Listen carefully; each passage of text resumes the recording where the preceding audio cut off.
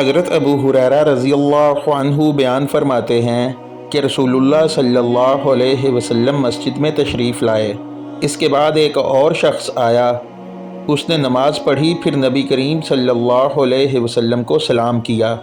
آپ صلی اللہ علیہ وسلم نے سلام کا جواب دے کر فرمایا کہ واپس جاؤ اور پھر نماز پڑھو، کیونکہ تم نے نماز نہیں پڑھی۔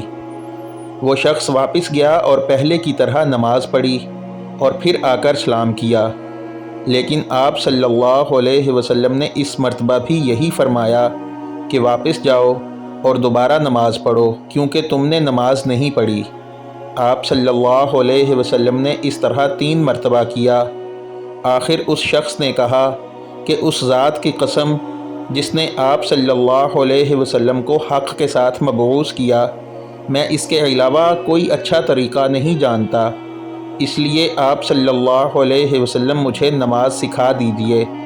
آپ صلی اللہ علیہ وسلم نے فرمایا کہ جب تم نماز کے لیے کھڑے ہو تو پہلے تکبیر کہو، پھر آسانی کے ساتھ جتنا قرآن تمہیں یاد ہو اس کی تلاوت کرو، اس کے بعد رکوع کرو۔